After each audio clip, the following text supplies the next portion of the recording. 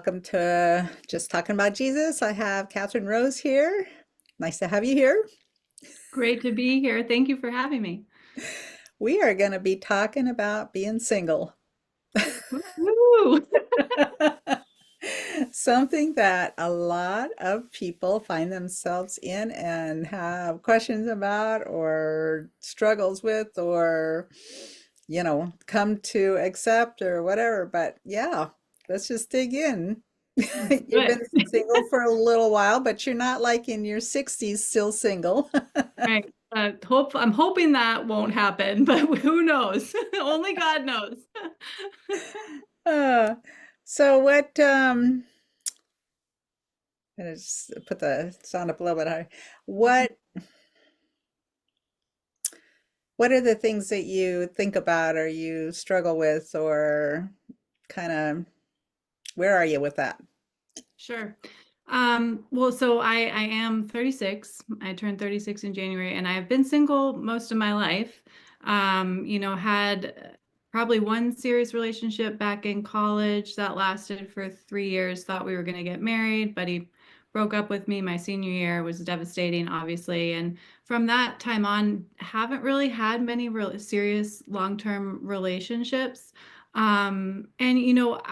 I'll say that being single, it's always been a sore, tender place in my heart.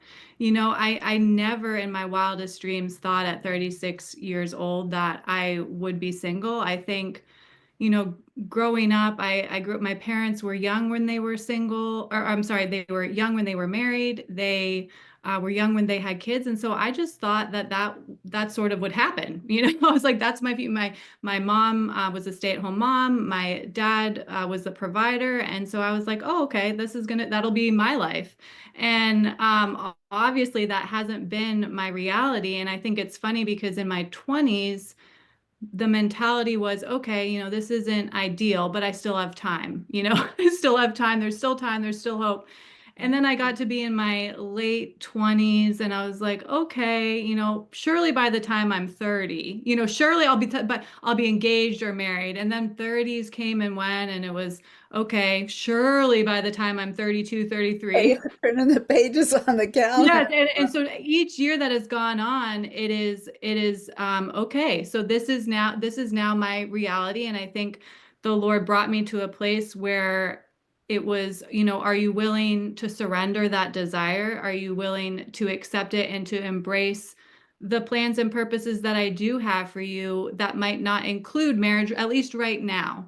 And so I think the struggle has been in that acceptance and in that surrender.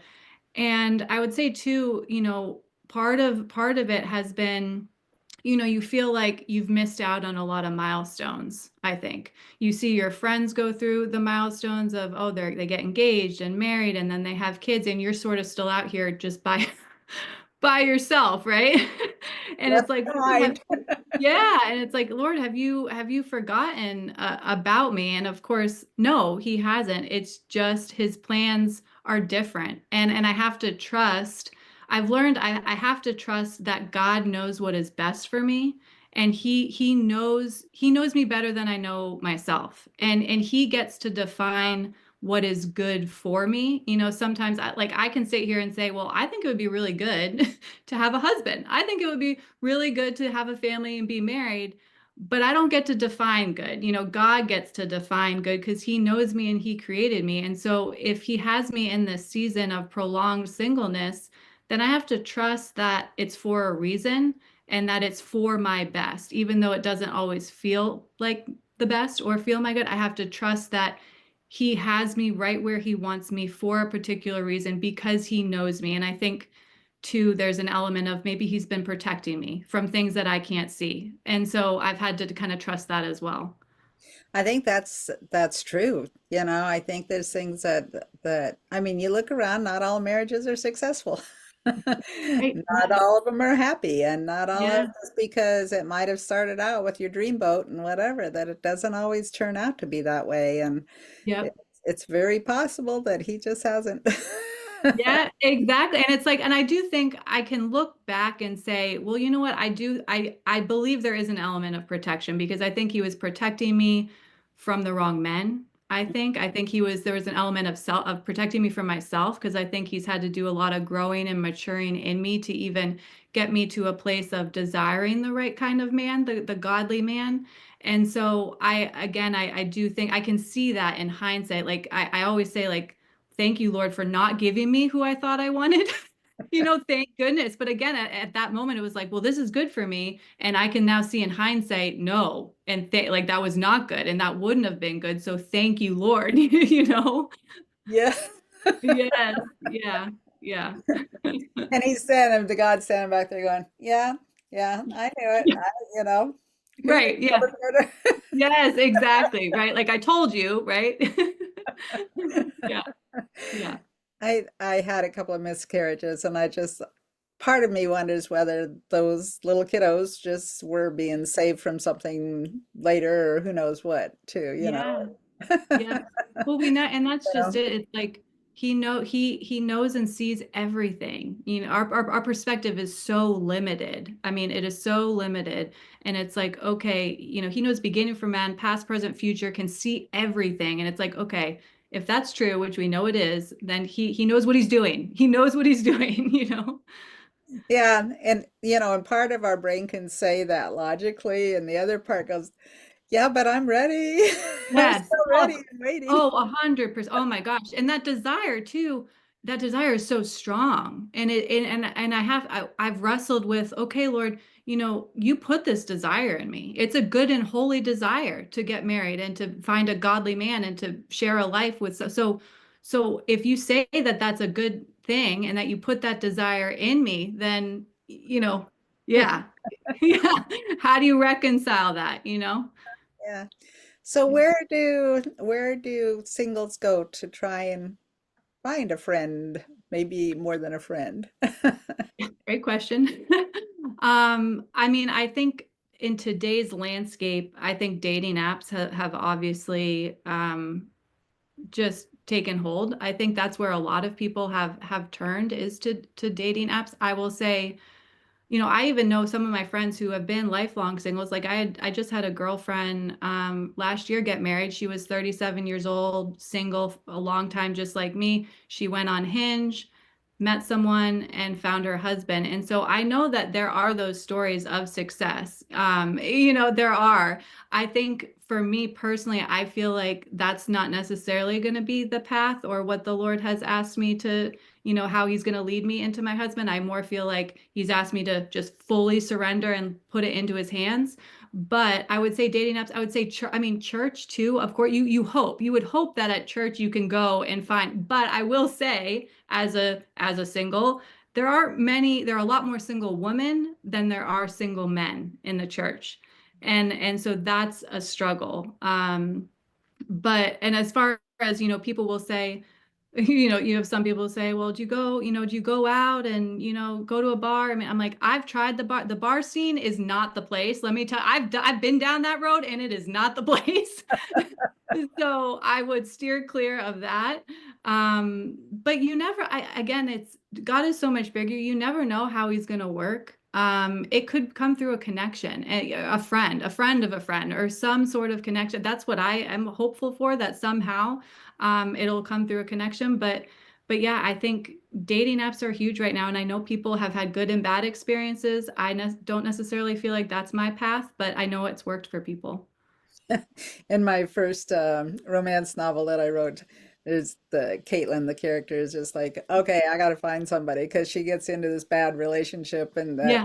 whatever. And so I kind of went down the tunnel of researching Uh-huh.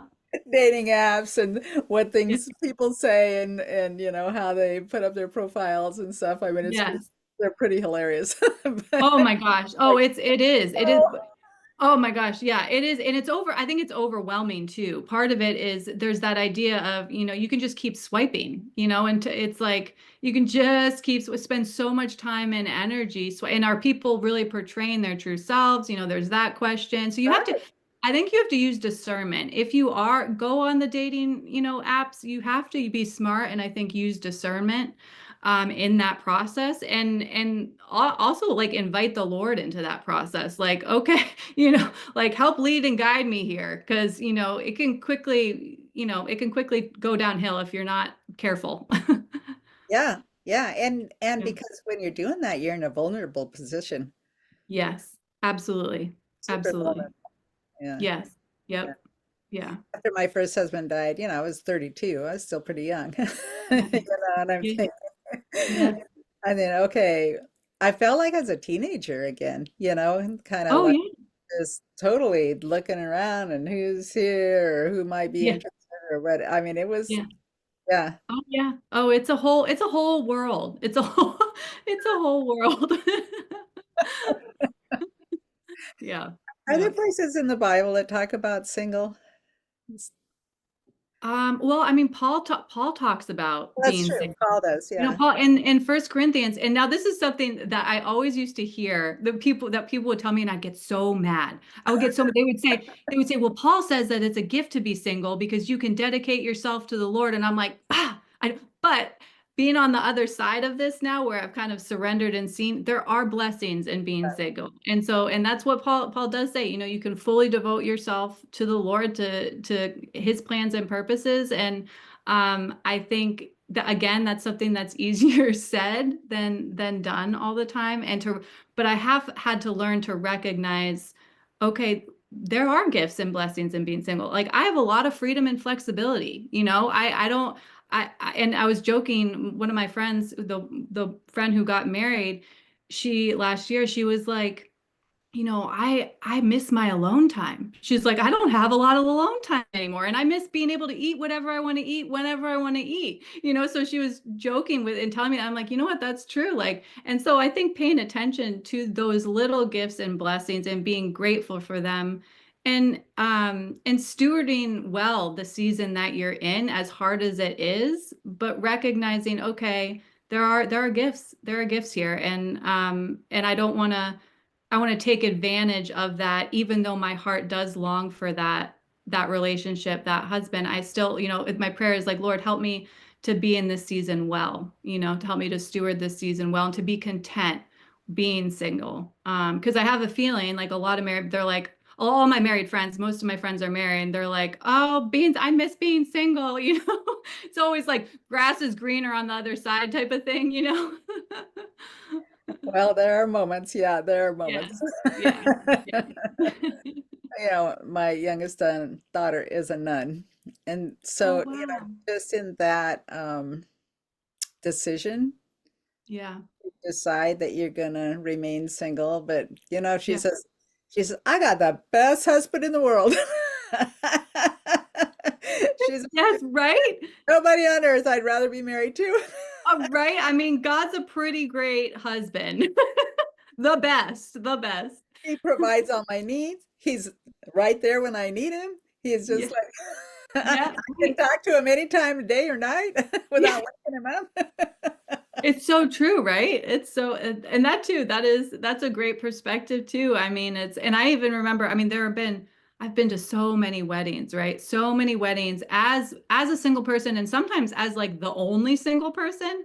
And I remember there So was you're one the other wedding. one that gets to catch the bouquet. Yeah, yeah.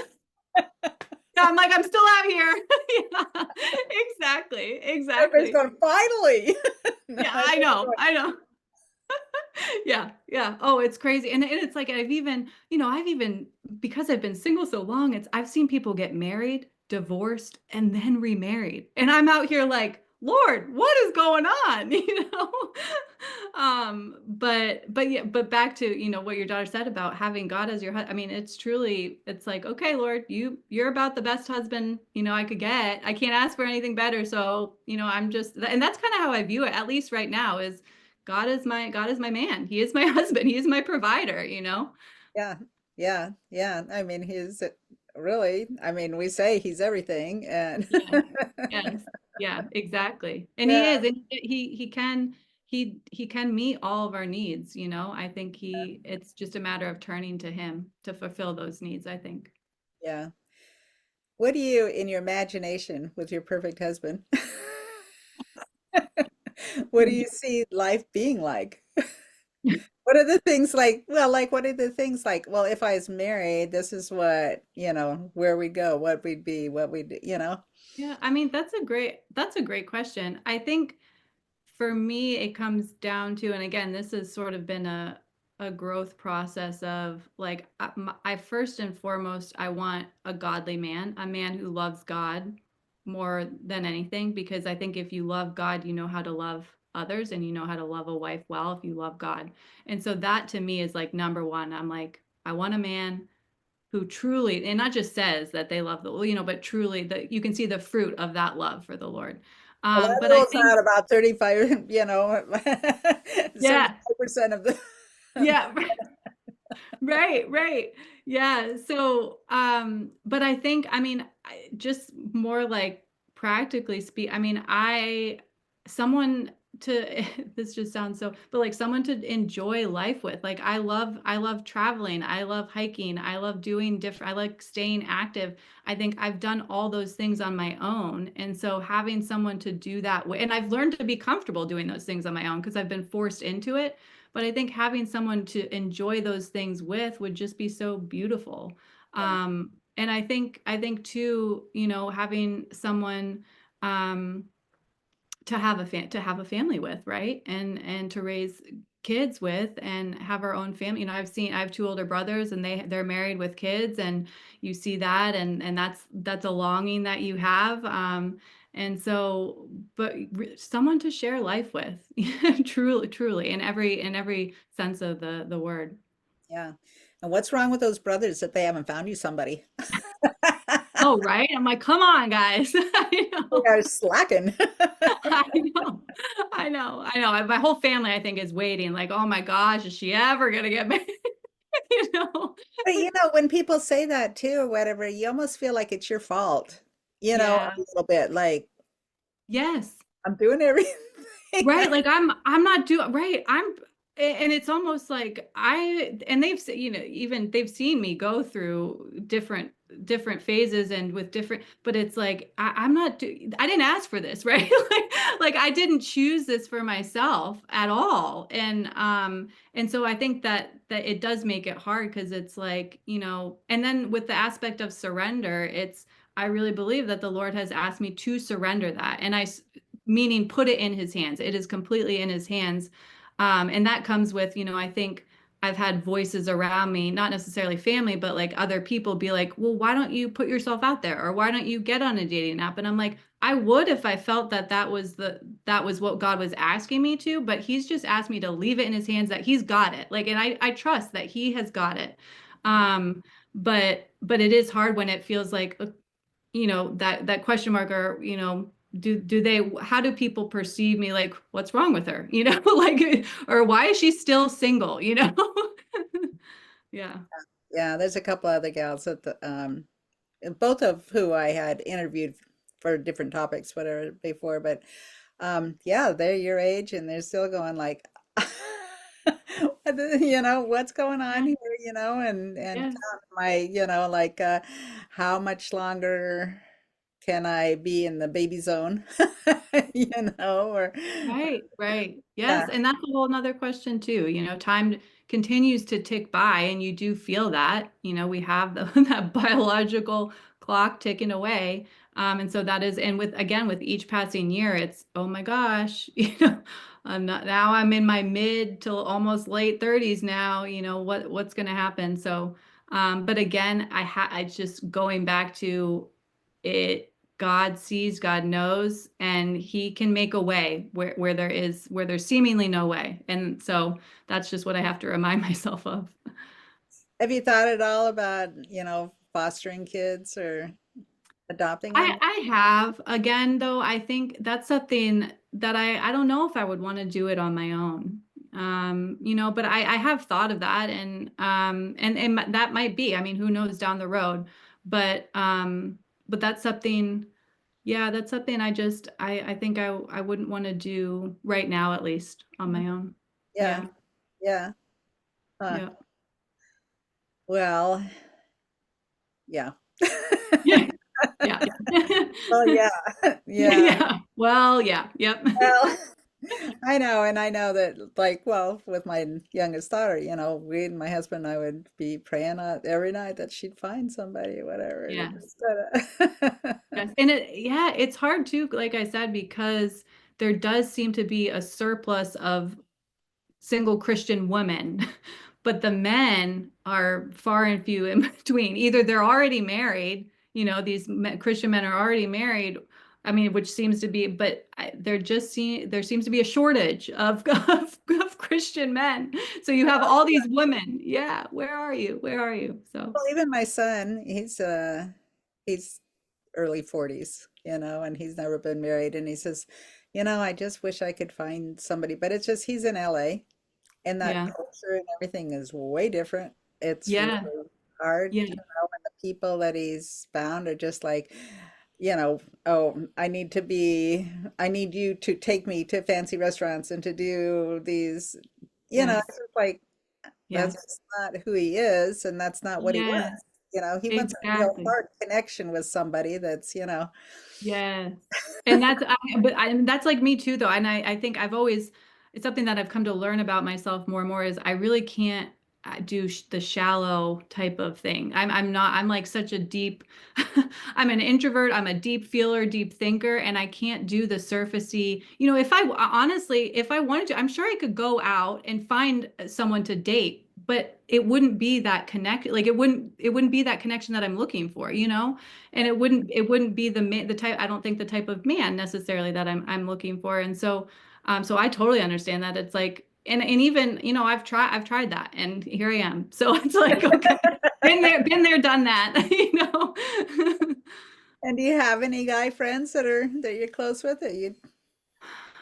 Um, No, not really. I mean, I think that's a tricky thing too, because I don't, a lot of since most of my friends I would say are married, and I'm friends with both but it's I think as far as single male friends, I think that's a tricky thing too. I don't know if you can be friends solely. I don't know. I don't know if you can be friends with a man, a single man, without it developing or Yeah, yeah, yeah.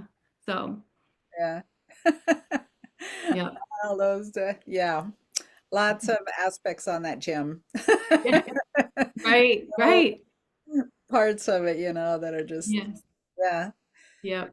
You did interview somebody who was like in her 60s. It was always Yes. single too. Yes, and yeah, she's actually been such a blessing to me to connect with her and to hear her story and just her journey with that. She kind of went through a similar where the Lord was just asking her to surrender that. And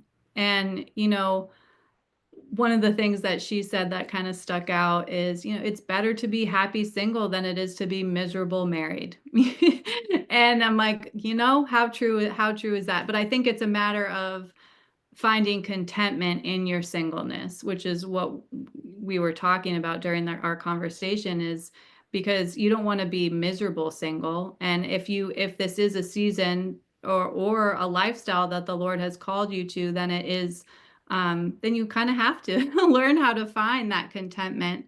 And I think again, it's a matter of turning to Him to fill your needs, not looking to the world or to other people or I think we're just so quick in general to like seek comfort in all the wrong places. And I think the Lord just asks us to turn to Him with those things because He's capable of fulfilling all the needs and all the things. So um, I think that's been a learning curve for me as well, is to just instead of being quick to turn to something else, bringing those needs to the Lord and allowing Him to fill that void, that space, that longing. I've been reading it through Jesus is Calling, the Mm. devotional, whatever. And it just every single day it's come close to me, come closer to me. I'm right Right. here waiting for you. I'm right here Yes. to feel everything you need. Come closer to me. Yeah, I know, right? Yes. Yes. Okay, maybe I'll get this. Like, Yeah, I know. But that's just it. It doesn't even matter what season you're in. The Lord is always inviting us to come and draw near to Him. right? And you think about like Matthew 11 talking about come to me all of you who are weary and heavy laden, right? Which like how many of us are weary and heavy laden, right? And he says, Right. I will give you rest. And it really is provide like that's him saying like I will provide you the relief and the comfort and the refreshment that you desire, but you have to turn to me, you know? In whatever situation you're in, you'll be Yes. content. But I have many married friends who are Uh-huh. praying that they can be content.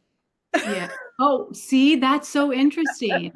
So it goes both ways. It goes both Goes ways. both ways, you can be in Yeah. a marriage that you think is mostly good, but there's those things, Yeah. and Yeah. help me to really love my husband, help me Yeah. to be content with this marriage that I'm in, and Yeah.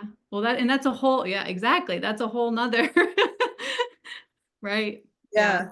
Yeah. So I think you're right.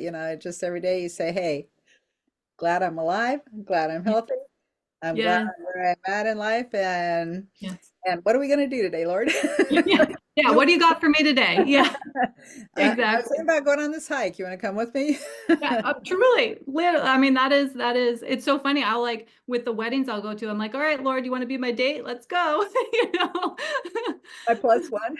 Yeah, yeah, exactly, exactly. Yeah, but I mean, I was talking to one of my other single friends as well, and we were just talking about how we can get so caught up with wanting the Lord to move in a certain area of our life or do something that we kind of miss out on what he is doing in the present or what he's trying to do in the present or where he is moving. And so for me, I mean, I spent years hyper focused, laser focused on I want to find a husband. Why aren't you giving me a husband? What is going on? But then it was okay, but I'm missing on what you actually are trying to do in this season.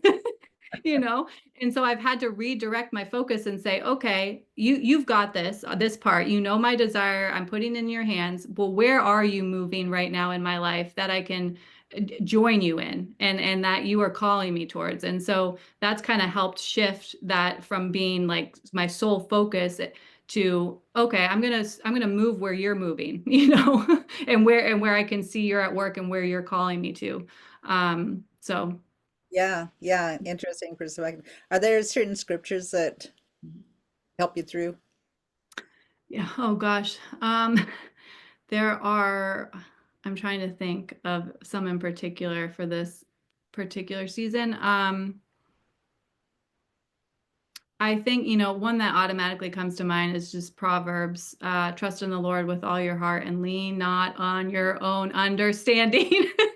Lean not on your own understanding. I mean, that has just been such a battle for me because I'm like, I just want to understand, but we can't, he does not call us to understand. He calls us to trust and so that scripture I definitely find myself going back to. Another one, just with the idea of waiting, those who Isaiah 40, those who wait on the Lord will renew their strength. And that word wait, actually, so it's I had this woman on my podcast and she was talking about how we think of waiting as this passive sort of thing where we're just sort of not doing anything.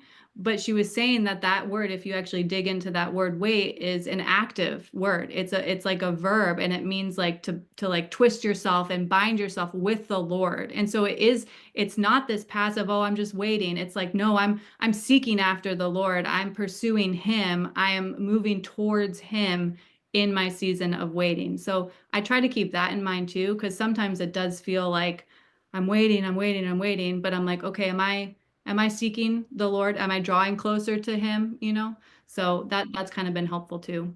Which is ultimately what he wants, Yeah, for all of us, regardless if we're single, married, whatever, that is what he wants. Yeah. right? So you have a podcast. Tell us about that. Yeah, so it's called Eternal Echoes, and I launched it about 6 months ago, and it's really dedicated to passing on wisdom and faith and life lessons from older Christians or older saints, as I like to call them, those who are 65 or older. And this idea really, it's the Lord put it on my heart to turn to the older generation. I think. they just have so much wisdom and life experience to offer. And I think in our culture, we can kind of be quick to cast the older generation aside or to say, they're irrelevant, they don't know what they're talking about. That kind of is the cultural messaging. But I think the Lord really put it on my heart to say, no, they have, like, give them a voice and highlight the value that they offer just through their life experience, through their walk. And so it's been so fun to have different people on like yourself and share their testimonies and just the things that they've learned. And so that's been a real blessing. But it's definitely something where I feel, people will say, well, where'd that come from? I'm like, the Lord just dropped it in my heart. It Uh-huh. wasn't my idea. It was a God idea. I know So how that is. Yeah. yeah, Yeah, and exactly. you have interviewed some very interesting people. It's a great one. I would highly recommend listeners Oh, thank you. Thank look it up because I'll put a link in the show notes for that too. But thank well, you. we are almost at a close. Is there anything else you would like to share? I don't think so. I mean, this has been so fun. I appreciate the opportunity to come on and talk about. I don't get a chance actually to talk much about singleness, so this has been fun for me. Um, yeah, so thank you. Yeah, I think it's going to be valuable to many Yeah, people. yeah, absolutely. For both of us. Thank you, Catherine. Thank you so much.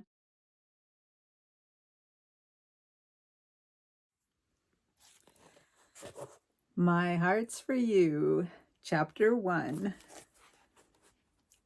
The internet icon circled, the top of Caitlin Monroe's fingernails drumming on the wood in the kitchen table, pinky to pointer, pinky to pointer. She swallowed, her eyes glued to the screen, waiting to deliver the results of her search for reviews of online dating sites. Which one should she choose? Fresh memories flooded in. Her near miss at the altar. The playlist she and her roommate had put together rang out over the small Bluetooth speaker. Caitlin's white dress flowed as she walked slowly down the aisle, admiring the white satin bows attached to the front pews. Tina's bridesmaid bouquet of sunflowers, white poppies, and bachelor buttons almost made her forget how nervous she was. The thundering beat of her heart matched her shaking hands, making the flowers in her bouquet shudder. She'd made the right decision, right? Sure, it had only been a few months since she had met Robbie, but let's face it, time was running out. She was already 23 and still not married, and everyone who was anyone had their ring by spring. Caitlin looked out at the few friends she had invited, friends from her nursing cohort, Megan, Trisha, Kelly, made Kelly looked exceptionally good. Long blonde hair done up with a pearl clip. False eyelashes made Caitlin a little self-conscious. She wasn't exactly a trophy bride.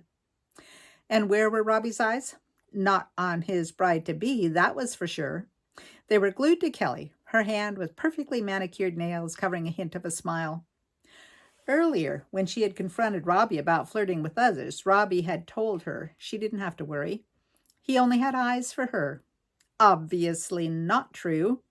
She should have listened to Tina, who had seen the red flags, his white lies, the lack of a job, and how he treated his mom. Caitlin pulled herself together to listen to the pastor. Thank you for gathering here today to witness the marriage of Caitlin and Robbie. At the sound of his name, his eyes snapped at Caitlin. He shifted from one leg to the other. The pastor beckoned him to stand next to Caitlin, their backs facing the guests. Robbie turned his head and snuck another glance at Kelly. She felt a tear slide down her cheek, and not the happy kind. She thrust her bouquet at Tina, turned and ran down the aisle and out the door. She slid the cubic zirconia ring off her finger and threw it, where it landed in a clump of thistles, right where it belonged. The jerk. That had been over a year ago. She'd looked in all the places where she might find a good match. It'd be nice to go on at least one date, but it just didn't seem to be in the cards. Who's to say God couldn't work through a dating site? She ran her fingers through her curly brown hair and twisted it into a bun. The Google list populated. She clicked on reviews and made a comparison. Oh my gosh, who knew there were so many sites? It was easy to eliminate those for 50 and over and those who were just looking for a meetup. She settled on Perfect Match and took a deep breath, her pulse thumping wildly.